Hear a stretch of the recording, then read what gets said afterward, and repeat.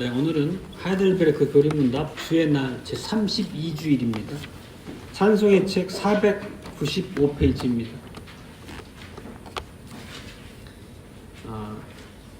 잘 아시다시피 하이델베르크 교리문답이 크게 세 파트로 구분이 되어 있는데 32주부터가 이제 마지막 제3부로 우리의 감사에 대해서입니다. 첫 시간입니다. 먼저 86문답입니다.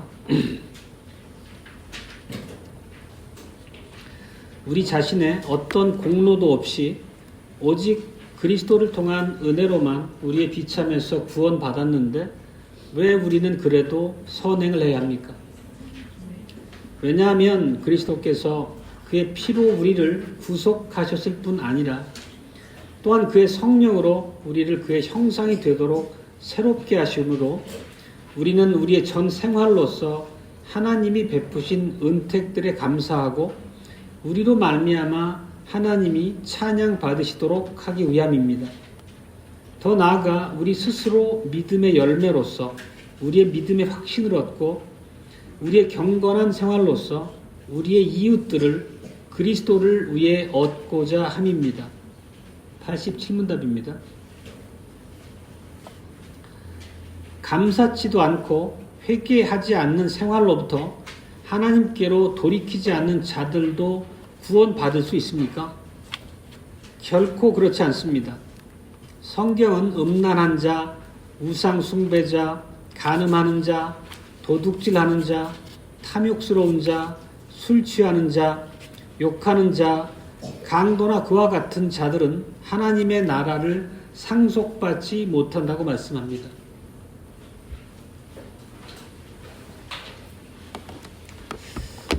사랑하는 주 예수 그리스도의 회중인 형제 자매 여러분, 오늘 그 32주일 86문답의 질문에 보면 우리가 오직 그리스도를 통한 은혜로만 우리의 비참에서 구원받았는데도 이렇게 질문이 시작됩니다. 이 받는 대도라는 이 뒷부분 전미사부터 뒷부분을 떼어놓고 앞부분만 보면은 결국은 우리 자신의 어떤 공로도 없이 오직 예수 그리스도의 은혜로만 우리가 비참으로부터 구원을 받았다는 그런 고백만 남습니다. 이건 우리가 지금까지 고백했던 오직 은혜 복음에 대한 우리의 진술입니다. 잘 아시는 것처럼 우리는 우리의 구원과 관련해서 어떤 1.1획의 공로도 없습니다. 전적으로 하나님의 은혜로 우리가 구원받았다는 것은 우리가 늘상 마음에 새기고 고백하는 바입니다. 근데 이런 고백은 자동적으로 사실 오늘 고백과 관련해서 질문을 떠올리게 하기도 합니다. 만약에 우리의 그 죄 용서함이라는 것이 우리가 의롭게 돼서 하나님과 화목하게 되었다는 것이 전적으로 우리가 값없이 얻은 은혜라고 하면 왜 우리가 그래도 선행을 해야 되느냐라는 질문은 당연히 떠오를 만한 질문입니다. 선행이 우리 구원에 아무런 기여도 하지 못하는데 왜 선행을 하라고 하십니까? 이 질문입니다. 근데 이 질문은 사실 한글 표현에서 좀 덜 드러나는데 매우 강력한 질문입니다. 그러니까 왜 선행을 합니까? 라는 정도의 질문이 아니라 왜 반드시 선행을 해야만 합니까? 라는 질문입니다. 그러니까 단순히 그냥 권고나 아니면 조언 정도의 말이 아니고 반드시 해야만 한다는 건 강제성을 띠는 겁니다. 하나님 주신 규범으로서의 강제성을 얘기하는 겁니다. 그러니까 우리가 선행을 해야 한다는 것은 해도 그만 안 해도 그만이 아니라 선행이 우리 구원의 증거라 여길 만큼 강력한 권고라는 것을 말씀드립니다. 그러면 어떤 생각이 듭니까? 여러분 혹시 이런 주장에 대해서 약간 반감 같은 거 들지 않으십니까? 아니, 전적으로 은혜라고 말씀해놓고 왜 우리에게 선행을 강제하십니까? 이렇게 물을 수 있겠습니다. 그렇지만 오늘 이제 살펴볼 주제가 그 내용과 연관된 것입니다만 결코 지나친 게 아닙니다. 예수 그리스도 은혜에 담긴 본질적인 의미는 결국 우리를 선한 일에 열심하는 친백성을 만들기 위한 하나님의 구원의 목적까지 이루어진 것이기 때문입니다. 그게 만약 우리 삶에서 나타나지 않는다고 하면 우리의 이 구원이라고 하는 것은 그 근거가 없어져 버릴 수 있다는 거죠. 그리고 오늘 그 문답에서 보시는 것처럼 우리의 선행에는 두 가지 복된 결과가 나타난다고 합니다. 하나는 우리 자신의 믿음, 구원의 확신과 관련된 것이고 또 하나는 이웃을 위한 그 선, 덕과 관련된 내용입니다. 오늘 설교의 제목은 우리가 선행을 하도록 만드신 그리스도의 은혜라는 제목입니다. 늘 반복하지만 당연히 우리의 구원의 복음은 오직 은혜의 복음입니다. 그러면 우리가 받은 오직 은혜라고 하는 이 은혜가 어디까지 우리에게 미치느냐의 문제를 생각해 봄직합니다. 은혜의 범위에 대한 문제입니다. 무엇보다도 은혜라는 것은 항상 우리가 치르는 값이 전혀 없다는 걸 전제하고 그것은 당연히 예수 그리스도의 피 흘리심이라고 하는 개념이 바로 따라 들어오는 고백입니다. 그리고 우리가 하이델베르크의 두 번째 파트에서 칭의, 성례 등등 관련해서 끊임없이 고백하고 살폈던 바가 이 내용입니다. 요약하자면 간단히만 살펴보자면 앞에서 고백했던 바를 그리스도께서 보혈을 흘리심으로 우리가 사단의 권세에서 속량하셨고 우리를 하나님의 상속자의 소유로 돌려놓으셨다는 것입니다. 우리의 죄가 씻음 받았기 때문에 우리가 하나님의 법정에서 의롭게 되었고 하나님이 우리를 의롭다 받아주시니까 하나님과의 우리의 관계가 화목한 관계로 회복되었다 이거였습니다. 이것이 달리 말하자면 바로 예수 그리스도에 의한 칭의의 복음이죠. 칭의. 우리의 기여가 전혀 없지만 하나님의 법정에서 무죄 선고를 받았다는 것입니다. 그러니까 우리가 죽음에서 생명으로 옮겨진 거죠. 근데 이제 감사 파트의 이제 첫 장으로 오늘 32주일을 우리가 살피는데 이 칭의의 복음이 전부가 아니라는 것입니다. 단지 시작에 불과하다는 것입니다. 앞서 오늘 오후 모임 때 잠깐 말씀드린 것처럼 그 창조의 회복의 의미로서의 구원을 우리가 잘 이해해야 됩니다. 우리는 하나님의 형상을 따라서 창조됐다는 것을 잘 압니다. 그렇지만 우리가 죄 가운데로 타락해서 사단의 소유가 되어버렸습니다. 결국 우리는 죄 가운데서 영적으로 완전히 죽어버렸고 일절 하나님께 드릴 만한 선을 할 수 없는 그런 무가치한 존재로 떨어져 버렸죠. 우리가 그것을 튤립에서 전적 부패라는 교리로 고백한 바도 있습니다. 하나님께서는 우리를 이렇게 죄 가운데 죽어있는 상태로 그냥 두지 않으셨다는 것입니다. 주님께서는 정말 죽은 시신 같은 우리를 취하셔서 사단 편에서 하나님 편으로 옮겨 놓으셨죠. 사단에 예속되었던 우리를 하나님의 소유로 삼아주셨다는 것. 그게 바로 칭의의 복음이라고 했습니다. 그리고 우리를 그 상태적으로 볼 때도 우리는 어쨌든 칭의라고 하는 것 자체는 하나님의 소유가 되었지만 그 칭의 상태, 영적으로 아직 회복되지 않은 죽은 상태 그냥 버려두지 않으셨다는 겁니다. 우리의 상태를 하나님이 기뻐하시고 하나님의 순종의 명령 앞에 우리가 수종될 만한 자리로 옮겨 놓으셨다는 것입니다. 우리가 에베소 2장 4절과 5절을 보면 이렇습니다. 긍휼에 풍성하신 하나님이 우리를 사랑하신 그 큰 사랑을 인하여 허물로 죽은 우리를 그리스도와 함께 살리셨고 너희가 은혜로 구원을 얻은 것이라. 여기서 보면 핵심을 정리하면 오직 은혜로 너희가 구원을 받은 것이라 이 얘기입니다. 근데 이것은 우리가 앞서 얘기했던 예수 그리스도의 보혈로 우리가 의롭게 되었다고 하는 그 칭의의 복음을 얘기하는 게 아닙니다. 하나님 앞에 의롭게 되었다는 그 고백의 내용이 아니고 이 본문에서 바울이 의도한 것은 우리를 중생케 하시는 다시 살리시는 그리스도의 사역을 가리키는 것입니다. 이것은 칭의의 복음과는 구분되어야 하는 복음의 나머지 영역을 얘기하고 있는 거죠. 다시 말하자면 그리스도 안에 있는 하나님의 은혜는 단지 우리의 죄를 용서하시는 것으로 끝이 아니라는 것입니다. 그래서 하나님의 전체 은혜의 패키지로 보면 절반에 불과한 거죠. 여기서 더 나아가서 우리에게 주신 은혜가 뭐냐면 결국 하나님의 은혜는 우리를 변화시키고 우리를 새롭게 하십니다. 이것을 우리가 아시는 말처럼 성화라고 부릅니다. 거룩하게 됨이라고 부르는 거죠. 말하자면 칭의로 그치지 않고 하나님의 은혜는 성화로까지 우리를 이끌고 가십니다. 칭의와 성화는 둘 다 하나님의 은혜의 결과입니다.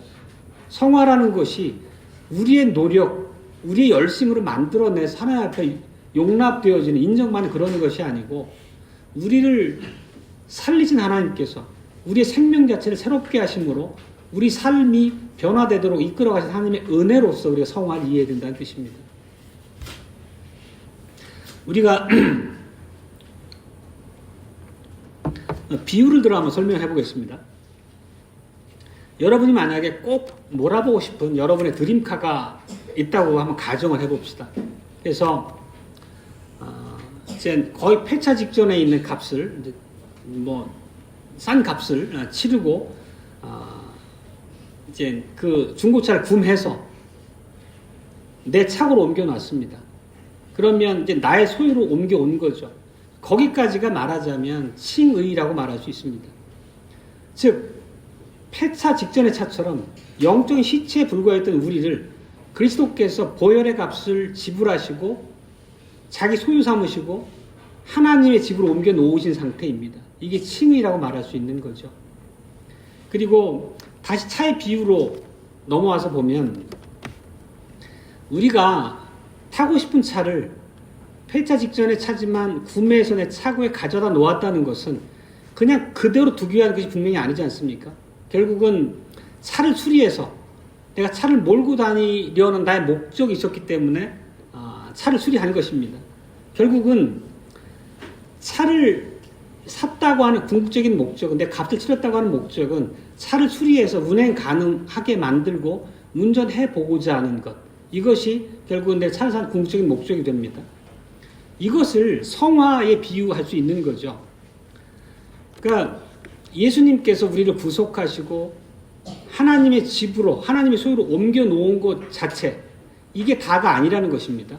결국 우리를 회복하시고 우리를 새롭게 하셔서 애초 창조의 목적대로 인간에게 명하셨던 그 언약적 책임을 다할 수 있는 자리로 이끌어 가신다는 것입니다. 그걸 앞에서 중생, 성화 이런 표현으로 우리가 얘기했었습니다. 지금까지 비유해서 아시겠지만 칭의와 성화는 다른 것입니다.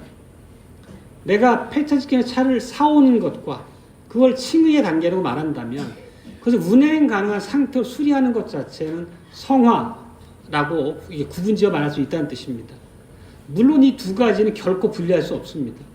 그리고 차를 사서 내가 만약 그냥 폐차 상태로 수리하지 않고 창고에 처박아 두면 아무 의미가 없는 것처럼, 실제 무가치한 일인 것처럼 성화 없는 칭의라고 하는 건 역시도 절반에 불과한 것이고 애초의 목적과 대비시켜보면 아무런 값어치가 없는 것입니다. 결국 칭의와 성화라고 하는 건 한 묶음인 거죠. 하나의 패키지로 우리가 이해하고 하나님의 은혜 안에서 우리가 어떤 위치에 가야 되는가라는 우리의 본분을 생각해야 되는 것입니다. 결국 이 칭의와 성화 둘 다가 하나님의 은혜로서 우리에게 임한 것이라면 한 가지 결론에 이르게 될 겁니다. 우리가 폐차 직전의 차를 사는 것만으로 자동적으로 차가 운행 가능한 상태로 변화되는 것은 아닙니다. 다시 말하면 우리가 시간도 들이고 공을 들여가지고 운전할 수 있게까지 노력을 해야 되는 거죠. 근데 약간 이 비유가 실질의 면하고 좀 다른 부분은 주 예수 그리스도께서 우리를 새롭게 하시는, 중생시키셔서 성화로 이끌어 가신 사역이라고 하는 것은 시차가 없습니다. 그냥 사단의 권세에서 우리를 구원하셔서 하나님의 소유로 삼으신 것과 동시에 성화라고 하는 하나님의 은혜 사역 역시도 우리에게 임하는 것입니다. 에베소서 2장 4절 5절 앞서 봤던 것과 다시 한번 보겠습니다. 그 내용입니다. 이게 바로 긍휼에 풍성하신 하나님이 우리를 사랑하신 그 큰 사랑을 인하여 허물과 죄로 죽은 우리를 그리스도와 함께 살리셨습니다. 여기 보면 허물과 죄로 죽은이라고 하는 게 한글에서는 사실 시제가 이렇게 명확하게 드러나지 않는데 과거 시제입니다. When we were dead입니다. 우리가 죽어 있었다는 것입니다. 반면에 하나님의 은혜 안에서 우리가 살아있다, 살리셨다는 것을 현재적 사실 얘기하고 있는 것입니다. 이거는 과거에 죽어있던 우리를 살리셨고 지금의 우리의 상태는 영적으로 살리신 상태로서 존재하게 된다는 것입니다. 전혀 다른 그 구분선을 얘기합니다. 로마서 6장도 동일한 얘기를 가르치고 있습니다. 오늘 읽었던 부분입니다. 1절을 보면 우리가 은혜를 풍성하게 하려고 계속 죄 가운데서 살 수 있느냐 묻고 2절에서 결코 아니다 이렇게 대답합니다. 그리고 4절에서는 새 생명 가운데서 행하는 새로운 삶에 대해서 기술합니다. 그리고 쭉 이어지다가 11절에 가면 참으로 너희 자신을 죄에 대하여는 죽은 자로 여기라. 오히려 그리스도 예수 안에서 하나님께 대하여는 산 자로 여기라. 우리가 앞에 칭의의 복음을 배울 때도 이 내용을 인용해서 말씀드렸습니다. 이것은 주님의 새롭게 하시는, 회복하시는 사역이 언젠가 미래에 일어날 일이 아니라는 것입니다. 예수님의 피로 우리가 의롭게 됨과 동시에, 칭의와 동시에 하나님의 자녀들이 받은 은혜를 선언하고 있는 것입니다. 다시 말하면 예수님의 성령을 통해서 우리는 새롭게 되었다는 것이고 새 생명으로 회복되었다는 것이고 하나님의 언약 백성된 마땅한 책무 앞에 능력이 회복되었다는 의미이기도 한 것입니다. 믿음 안에서. 그리고 앞서도 말씀드렸지만 이 칭의와 성화는 결국 분리될 수 있는 것이 아닙니다. 그렇지만 분명히 하나님께서 자신의 은혜로 우리에게 주어진 것이라고 반복해서 설명하십니다. 지금 이 말씀이 앞에서 우리가 칭의의 복음을 배울 때 나눴던 것과 분리되는 결코 다른 말씀이 아니라는 뜻입니다. 우리가 앞에서 배웠던 그 26주일 한번 보겠습니다. 그 세례에 대한 고백이었는데요. 거룩한 세례가 십자가의 영단번의 희생제사로 당신에게 준 유익을 어떻게 표시하고 인칩니까? 세례에 대한 고백입니다. 여기에 대한 답은 이렇습니다. 그리스도께서는 이러한 외적인 씻음을 제정하셨고 또 이로써 물이 더러운 몸을 분명하게 씻어내듯이 당신의 피와 영으로 우리 영혼의 불결함, 즉 모든 죄악을 깨끗이 씻어주시겠다는 약속을 하신 것입니다. 여기 보면 피와 성령 두 가지를 다 언급하고 있습니다. 당신의 피와 영으로 우리의 영혼의 불결함을 씻어주셨다고 얘기를 합니다. 그러면 그리스도의 피로 씻음 받았다는 것은 우리가 쉽게 바로 직관적으로 이해가 됩니다. 그건 당연히 예수 그리스도의 보혈로서 예수 그리스도께서 피를 흘리심으로 말미암아서 우리가 죄의 용서를 받았다는 칭의의 복음을 얘기하고 있는 것입니다. 그리고 이어지는 그러면 성령까지 같이 기술했지 않습니까? 그렇다면 성령으로 씻음 받았다는 것은 무엇입니까? 이렇게 이 부분 우리가 생각을 해야 합니다. 70문답에서 그 고백이 이렇게 더 나갑니다. 그의 성령으로 씻음 받았다는 것은 성령에 의해서 새롭게 되었고 또 그리스도의 지체가 되도록 거룩하게 되었다는 것인데 그리하여 점점 더 우리가 죄에 대해서 죽고 그리고 거룩하게 흠없는 생활을 살도록 하셨다는 뜻이라고 고백합니다. 다시 말하자면 그리스도의 영으로 씻음 받았다는 것은 피로 씻음 받았다는 것이 우리가 의롭게 되었다는 칭의를 얘기한다고 하면 성령으로 씻음 받았다는 것은 우리가 새롭게 되었다는 겁니다. 우리가 살리심을 받았다는 것이고 우리가 회복되었다는 것입니다. 창조 때에 사람에게 부여하셨던 그 책임을 감당하시는 그 자리, 창조의 상태로 회복하셨다는 얘기입니다. 물론 여기서 회복이라는 것은 완전하다는 의미는 아닙니다. 우리가 이걸 항상 늘 조심해야 됩니다. 우리가 낡은 차를 수리했다고 신차가 되는 것은 아니듯이 이것이 우리가 완전해졌다는 의미를 얘기하는 건 아니고 우리가 중고차를 사서 수리해서 운행 가능한 차로 만들었듯이 우리의 생명이 회복됨으로 우리가 하나님의 말씀 앞에 어떤 위치로 이전 되었는가를 생각해서 비유를 이해하시면 좋을 것 같습니다.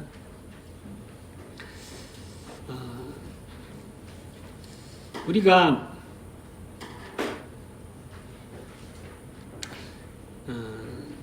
이 예수 그리스도의 보혈로 칭의의 복음을 받았기 때문에, 얻었기 때문에 하나님 앞에 의롭게 되었다. 이제 거기까지 우리가 앞에서 이미 고백하고 상세 살핀 바가 있습니다. 그렇지만 우리가 의롭게 된 사람이다 라는 거기서 멈추면 안 된다는 의미입니다. 다시 말씀드리지만 우리는 성령을 통해서 변화됐고 새롭게 되었고 예수님의 성령의 사역으로 그분의 명령 앞에 새로운 생명을 지닌 산 존재가 되었다는 뜻입니다. 그러면 우리가 이제 앞에 제일 먼저 드렸던 질문이 뭡니까? 우리가 왜 선행을 해야 합니까? 단순히 권고로서 선행이 아니라 왜 우리는 반드시 선행을 해야만 합니까? 라는 질문 앞에 우리 다시 설 수 있습니다. 그건 지금 방금 살폈던 것처럼 성령께서 우리를 회복시키셨기 때문에, 그렇다고 하면 회복된 새 생명이 된 우리는 그 새 생명에 걸맞는 생명 활동을 해야 되는 것입니다. 새 생명이 됐는데 생명 활동이 없다고 하는 건 그냥 죽은 상태 그대로 있는 것이니까 우리가 하나님의 은혜 안에서 의롭게 되었고 살리심을 받고 회복되었다면 그에 맞는 생명 활동이 우리에게 드러나야 된다는 뜻입니다. 하나님은 태초에 하나님의 형상을 따라 우리를 창조하셨다고 말씀드렸습니다. 그것은 하나님께서 우리 앞에 두신 언약적 책임을 할 수 있는 위치에 두셨다는 뜻입니다. 그리고 우리가 비록 타락했지만 우리에게 부여됐던 창조 당시에 인간에게 부여하신 책임이라는 것이 면제되는 것은 아닙니다. 그렇지만 우리는 전적 부패하고 전적 무능력의 상태에 있었기 때문에 하나님의 언약적 요구와 명령 앞에 아무것도 할 수 없이 그냥 하는 것이 죄진 일밖에 없었던 존재였죠. 그렇지만 성령께서 우리를 다시 회복시키셨다는 것은 태초에 우리에게 주셨던 책임을 다시 수행할 수 있도록 만드셨다는 의미입니다. 그러면 회복시켜 두셨기 때문에 우리는 생명활동으로서 선행을 해야 할 의무가 우리한테 부여된 거고, 이건 선택상이 아니라 의무고 당위고 명령이라고 말씀드리는 것입니다. 로마서 6장 12절을 보면 너희들이 이렇게 성령의 은혜로 하나님께 대해서 살아났기 때문에 고백하는 내용입니다. 너희는 죄가 너희 죽을 몸에 왕노릇하지 못하게 하여 몸의 사욕을 순종치 말라, 이렇게 바울이 말합니다. 여러분이 살아났고 회복되었고 새롭게 되었다고 믿음으로 고백하시지 않습니까? 그렇다면 여러분은 하나님의 자녀답게 생명활동을 해야 되고, 다시 말하면 선행을 해야 되고 하나님이 말씀하신 바에 순종해야 될 의무가 있다는 뜻이기도 합니다. 물론 우리 속에 아직까지 남아있는 죄와 부패성으로 인해서 그런 죄가 계속 우리로 하여금 육신의 정욕을 따라 살아가도록 우리를 미혹하고 끈적하게 잡아당기는 것은 우리가 살아있는 한 이런 영적 전쟁은 불가피하게 우리를 늘 옥죄일 것입니다. 그렇더라도 우리가 늘 복음의 설교를 통해서 우리의 새롭게 된 생명에 대한 이해가 새로워지고, 또 우리에게 마땅히 요구하신 하나님의 말씀 앞에 우리가 어떤 자리에 있어야 되는지 늘 깨어 일어나야 될 것입니다. 우리는 하나님 앞에 새 생명을 얻었고 또 거룩하게 되었기 때문에 이 은혜에 대한 감사함을 우리의 삶으로서 보여드려야 합니다. 이게 바로 오늘 32주일에서 고백하는 선행, 그 강조점입니다. 두 번째 주제는 선행의 개인적인 위로라는 측면입니다. 이 본 32주일에서 고백하는 우리의 선행을 행해야 되는 두 번째 이유인데요. 86문답에 보면 우리 스스로 믿음의 열매로서 자기 믿음의 확신을 얻을 수 있다는 얘기를 합니다. 확신을 얻다, 이것이 이제 키워드인데, 이 확신이라는 것은 하나님이 살아계시다에 대한 확신인지 아니면 성경이 참으로 하나님의 말씀이다 여부에 대한 확신, 이런 것을 얘기하는 건 아닙니다. 결국 오늘 이 고백이라고 하는 것은 하나님의 은혜 안에 하나님의 공동체인 언약 백성에 합류한 그런 우리들을 신자들을 위한 고백이기 때문에 당연히 그것을 전제하고 있습니다. 그래서 당연히 우리들은 하나님의 존재나 하나님의 말씀이 진리라고 하는 사실은 고백합니다. 그걸 전제하고 우리의 고백의 내용을 살펴야 됩니다. 그러면 예수님의 피로 의롭다함을 받고 성령으로 새롭게 된 신자라 할지라도 우리가 항상 의심 없이 믿음 안에 견고하게 서가지고 하나님의 백성다움을 잃지 않는 것은 아니지 않습니까? 실제 우리는 내 죄가 정말로 용서받는 게 맞는가라는 그런 의구심을 가질 때도 있습니다. 시험에 들 때도 있죠. 우리가 완전하지 못하기 때문입니다. 이런 것은 그냥 일반적인 당연히 막연한 질문 정도가 아니라 자기 자신의 신앙적 상태나 삶에 대한 그런 진지한 고민에서 우리가 맞게 되는 그런 이제 어떤 시험거리들인 거죠. 정말 내 죄를 용서하신 게 맞나? 나를 하나님이 의인으로 여겨주시는가? 이건 우리가 때때로 다 씨름하는 문제이기도 합니다. 특히나 내 삶에 아직 남아있는데 악한 모습을 대면할 때마다 이런 마음에 그런 의심의 소리가 일어나기도 합니다. 실제 그리고 우리가 살다 보면 자기 삶에 묻어나는 그런 죄의 비참한 결과들을 볼 때가 많이 있지 않습니까? 우리가 날마다 드리는 기도에서도 하나님의 은혜로 해서 우리가 죄와 허물들을 진심으로 미워합니다라고 고백합니다. 그 말의 뜻은 우리가 날마다 드리는 기도 안에 그런 말씀으로 기도를 드린다는 것은 우리가 날마다 죄에 넘어지고 죄로 인해서 비참한 삶의 지경에 있는 나 자신을 대면하기 때문에 끊임없이 그런 기도로서 나를 다시 돌이켜 일으켜 세우는 그런 기도이기도 합니다. 실제 우리는 이런 우리 모습 때문에 이런 질문 앞에 우리가 압도당하기도 합니다. 그렇다면 그런 우리의 업앤다운이 반복되는 삶의 모습이 늘 우리가 접하며 살아가기 때문에 우리 삶에서 드러나는 우리 성화의 열매라고 하는 것을 통해서 우리의 믿음이 견고해진다고 고백하는 것입니다. 앞에 자동차 비유로 잠깐 되돌아가서 말씀드려 보겠습니다.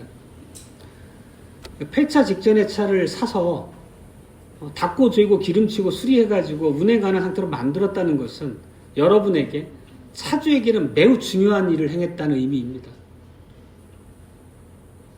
어떤 목적이 있기 때문에 닦고 조이고 기름치고 고쳐놨겠죠.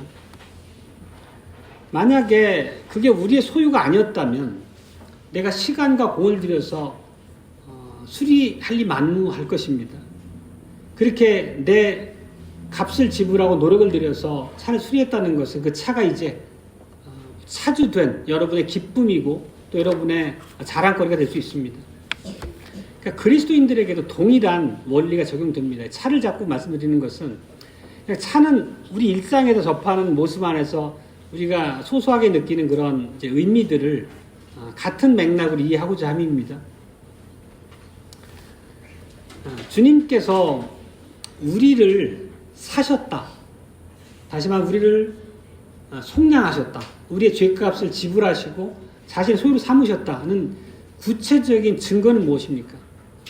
우리가 중고차를 사서 내가 고쳐서 운행 가는 상태로 만드는 것이 내 그 차에 대한 내 원래 목적을 달성하고 하고자 했던 바이듯이 예수님께서 우리를 칭의로 부르셨다는 것은 당연히 우리를 성화시키고 우리를 회복시키는 그 목적을 이루기 위함이라는 것입니다. 그래서 우리를 아까 말씀드렸던 것처럼 새롭게 하시고 회복시키시고 성령을 통해서 새 생명의 자리에 두셨다는 뜻입니다. 예수 그리스도께서 보혈로 속량한 사람들은 반드시 새롭게 됩니다. 반드시 칭의의 복음 아래에 있는 사람들은 성화의 열매를 나타내기 마련입니다. 그러면 당연히 하나님의 백성으로서 언약 백성 고백하는 우리들은 우리가 정말 예수 그리스도께 속해 있는지 우리가 죄 용서함을 받은 하나님의 자녀가 맞는지 이런 증거를 갖고 싶어 할 것입니다. 그 증거라고 하는 건 결국은 오늘 이 고백의 그 주제처럼 우리가 살아가는 새 생명으로 드러나는 우리 삶의 갱신의 모습에 달려 있다는 것입니다. 우리 삶을 통해 드러내는 선행들, 하나님의 말씀 앞에 우리가 올곧게 순종하는 그 모습 자체가 우리가 진짜로 하나님께 속했다고 하는 확신의 근거가 된다는 것입니다. 여러분의 삶의 열매로서 저와 여러분의 삶의 열매로서 우리의 믿음이 확고하게 설 수 있다는 뜻입니다. 그렇지만 항상 제가 경계 삼아 드린 말씀이지만 이것이 우리의 완전함을 얘기하는 것은 아닙니다. 우리의 삶의 열매가 완벽해야 되고 흠결 하나 없이 그런 모습일 때 하나님이 나를 의롭게 인정하셨다라고 하는 그런 얘기를 하는 것은 아닙니다. 만약에 어떤 작고 볼품없는 그런 복숭아가 있다고 쳐봅시다. 아무리 작고 볼품없는 복숭아지만 그것은 복숭아입니다. 그리고 그 복숭아 열매를 맺은 것은 복숭아 나무인 것입니다. 결국 우리의 보잘것없는 순종의 열매일지라도 그것이 선행이 되는 것은 하나님의 은혜가 전제될 때라는 겁니다. 늘 반복해서 말씀드리지만 우리의 순종이라고 하는 것은 실제 보잘것없는 정도에 머물 수밖에 없습니다. 이 땅 살아가는 동안. 그럼에도 불구하고 우리가 새 생명으로 변화됐고 회복되었다라고 하는 그 신앙 고백 안에서 하나님께서 우리에게 분명히 요구하시는 바가 있다는 것을 우리가 깨달아야 됩니다. 그리고 형제자매 여러분, 이어서 이 결론에 이어서 두 번째 측면을 가지고 있습니다. 이 결론에 이어서 우리가 공적인 신앙을 고백하고 주의 식탁의 교제에 참여하고 또 교회 안에서 존경받는 자리에 있는 어떤 회원일지라도 만약에 선행을 전혀 삶으로서 드러내지 못한다면 그 사람을 우리가 어떻게 생각해야 하겠습니까? 조금 더 구체적으로 말하면 겉으로는 하나님의 계시된 뜻, 하나님의 언약적 명령 앞에 바르게 살아가는 것처럼 보이지만 실상은 은밀하게 계속해서 죄 가운데 안주하고 있는 사람이라면 어떻겠습니까? 오늘 고백과 87문답에 보면 두렵게 고백합니다. 이 같은 사람들을 감사하지 않는 사람이라고 표현합니다. 즉 비록 복음의 은혜 아래 그 사람 두셨습니다. 세례도 주셨고 설교를 통해 복음의 말씀으로 공급하시고 주님의 만찬상에서 떡과 포도주도 먹이시고 그렇지만 늘 그렇게 우리 눈에 두드러지지 않지만 하나님은 우리의 중심을 보시는 분이니까 우리의 삶의 실질을 다 아실 것입니다. 만약 그분이 그 누군가가 성령에 회복되었다는 증거가 없다면 결국 주님께서 당신의 피로 구속하셨다는 결론이 있기 어려울 것입니다. 다시 말하자면 87문답의 표현처럼 감사치 않는 사람은 계속 사단에게 속박되어 있는 상태이기 때문에 결국 구속을 받지 못했다 볼 수밖에 없고 구원받을 수 없다는 의미라는 뜻입니다. 87문답에 보면 이렇게 고백합니다. 성경은 우리에게 음란한 자, 우상숭배자, 간음하는 자, 도적질하는 자, 술 취하는 자, 거짓말하는 자, 강도 등과 같은 자들이 하나님의 나라를 상속받지 못할 것이다 이렇게 얘기합니다. 이것은 우리에게 완전함에 이르러야지 하나님을 받는 뜻과 전혀 다른 차원의 얘기를 말씀드리는 것입니다. 만약에 새롭게 되었다는 열매들이 단지 피상적인 것이고 또 성령님을 통해서 우리가 회복되었다는 증거가 그냥 사람의 눈을 속이기 위한 자신의 잘못된 그런 죄를 즐기는 행동을 드러내지 않기 위한 그런 눈가리기에 불과하다면 정말 그런 사람이라면 당연히 하나님과의 화목이 회복되었다 볼 수 없겠죠. 하나님과의 관계가 믿음 안에서 바르게 세워졌다면 그런 일이 없겠다는 뜻입니다. 그래서 87문답을 우리가 두려움으로만 받으라는 고백은 아니겠지만 우리 삶을 늘 하나님 말씀 앞에 바로 세우고 우리의 본분이 어디에 있는가, 언약 백성된 정체성에 합당한 삶이라는 게 어떤가 라고 하는 부분을 민감하게 살펴야 된다는 의미입니다. 하나님의 선하심을 맛보았지만 하나님께 주신 그런 선물들, 칭의의 선물, 또 성화의 선물, 이런 주신 선물에 대해서 감사한 태도를 취하지 않는 사람들에 대해서는 하나님의 이런 엄중한 경고가 있다는 뜻입니다. 마땅히 우리들도 우리 자신의 삶을 쉼없이 이렇게 성찰하고 바른 자리에 서야 될 것입니다.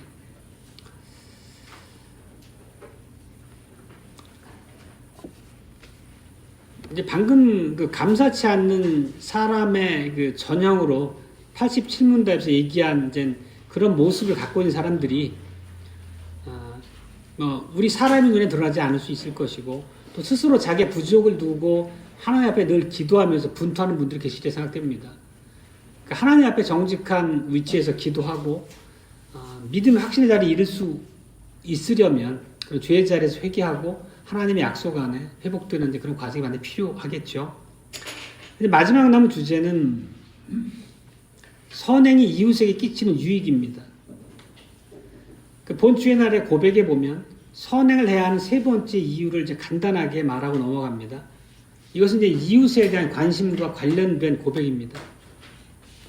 실제 우리가 살아가는 이 세상에서 우리 주변에 수많은 사람들과 관계를 맺고 살아가지만 그제 정말 복음을 듣고자 하는 사람은 거의 없습니다.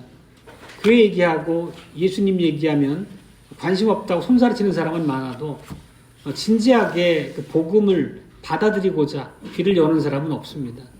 당연히 교회 다니고자 하는 사람도 별로 없고 성경 얘기에 관심도 없습니다.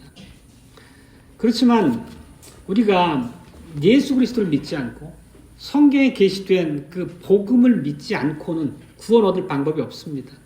그러면 이들이 복음을 들을 수 있는 기회를 얻기 위해서 귀를 열지 않는다면 복음 자체는 무용지물이 되겠죠. 그러면 우리가 어떻게 이들에게 이제 복음을 알릴 수 있느냐의 문제가 우리가 남을 것입니다. 86문답의 마지막 주제가 그것입니다. 보면 자기의 경건한 삶으로서 우리 이웃들을 그리스도를 위해 얻고자 함입니다. 이렇게 우리 선행이 주는 유익에 대한 고백의 마지막 부분으로 우리의 경건한 삶을 통해서, 우리의 선행을 통해서 우리 이웃들을 그리스도를 위해 얻고자 함입니다라는 고백을 한 것입니다. 그러면서 오늘 베드로서 3장에 보면 믿지 않는 남편과 같이 하는 그 아내를 언급하고 있습니다. 사도의 교훈은 이렇습니다. 9절을 일부를 읽어보겠습니다. 아내 된 자들아 자기 남편에게 순복하라. 혹 도를 순종치 않는 자라도 말로 말미암지 않고 그 아내의 행위로 말미암아 구원을 얻게 하려 함이니 너희의 두려워하며 정결한 행위를 봄이다. 아내가 남편에게 순복해야 한다는 것은 창조 이래 하나님께 주신 영원한 규례입니다. 이 남편에게 아내가 순종한다는 것은 이 베드로서에서 등장하는 의미는 불신의 남편이라고 했습니다. 이렇게 불신과 적의에 찬 남편에게 예수 그리스도께서 나를 어떻게 새롭게 하셨고 예수 그리스도께서 나를 어떻게 회복시키셔서 이런 모습으로 당신을 섬깁니다 라고 하는 모습을 보여줌으로써 남편이 과연 그렇다고 하면 이 믿지 않는 남편이 예수 그리스도가 어떤 분인가 라고 하는 궁금함, 예수 그리스도의 가치에 대해서 알고 싶어하는 그런 동기부여를 할 수 있다는 뜻으로서 한 말씀입니다. 결국 믿지 않는 사람이 예수 그리스도께서 어떤 분이신지, 그분이 나에게 어떤 가치가 있는지 다시 생각하게끔 하기 위한 그런 계기 마련을 위해서 우리의 선행이 필요하다는 의미로서 고백이라는 뜻입니다. 좀 더 부연하자면 불신자가 주님께서 주신 바가 무엇인지에 대해서 궁금해하고 갈망하게 하려는 것, 그런 자리에까지 불신자를 이끌어 갈 수 있도록 우리 삶의 모든 영역에서 우리에게 주신 바 하나님의 명령으로서 이해해야 된다는 뜻입니다. 정리합니다. 우리가 선행을 해야 하는 이유가 무엇입니까? 우리가 아무런 공로나 기여도 없이 값없이 구원을 받았는데 왜 그럼에도 불구하고 선행을 해야 됩니까? 처음에 질문이 그거였었죠. 이제는 여러분이 이제 각자 누군가 만나서 동일한 질문을 받는다면 일목요연하게 정리해서 답할 수 있을 것입니다. 주님께서는 우리를 구속하셨을 뿐만 아니라 우리를 수리하셨습니다. 운행 가능하도록. 우리를 회복시키셨습니다. 그래서 우리는 선행이 가능하게 되었습니다. 그래서 우리를 살리셨기 때문에 새 생명을 가진 자답게 새로운 생명활동으로서의 선행을 해야 합니다. 그래서 의무라는 것입니다. 만약에는 성화가 없는 칭이라는 것은 반쪽짜리입니다. 그리고 이런 열매가 나타나지 않는 삶이라고 하는 것은 칭의 자체도 의심해 볼 수밖에 없다. 감사치 않은 삶의 열매가 없다라는 측면에서 우리에게 경고하는 바가 오늘의 고백 안에 담겨 있습니다. 그렇지만 우리가 새 생명으로 회복된 자답게 우리가 삶의 열매를 드러낸다고 하면 그 결과는 풍성할 만큼 놀랍습니다. 결국 우리가 첫 번째 유익은 자기 스스로 자기 삶의 그런 변화들을 통해서 우리가 하나님께 속한 언약 백성이라고 하는 더 깊은 확신과 기쁨을 누릴 수 있게 될 것입니다. 우선 본인이. 오늘 오전에도 말씀드렸고 오늘 오후 교제도 그랬지만 그러니까 우리가 언약 교육에 대한 고민 역시도 결국은 우리를 새 생명으로 살리신 하나님, 그분이 우리에게 주신 자녀를 어떻게 하나님의 자녀로 키워가야 하는 엄중하신 명령 앞에 우리가 순종의 마음을 갖고 우리에게 마땅히 요구된 바 앞에 그것이 인간적인 우리 생각으로 걸림도 있고 또 이 길이 맞는가에 대한 약간의 불안감이 있을지라도 가감없이 뿌리치고 하나님의 말씀 앞에 정직하게 대면하는 것 자체가 우리 삶의 변화의 열매들로 이해도 되지 않을까 싶습니다. 그리고 이렇게 위대하신 주님께서 회복시키신 백성들을 통해서 저와 여러분을 통해서 우리 이웃들이 예수 그리스도의 가치가 어디에 있는가를 바라보고 복음의 귀를 여는 그런 계기가 될 수도 있다는 것입니다. 실제 우리의 삶을 통해서 하나님께서 우리에게 요구하시는 바에 대해서 우리 모두가 깊이 성찰해 보았으면 좋겠습니다. 아멘.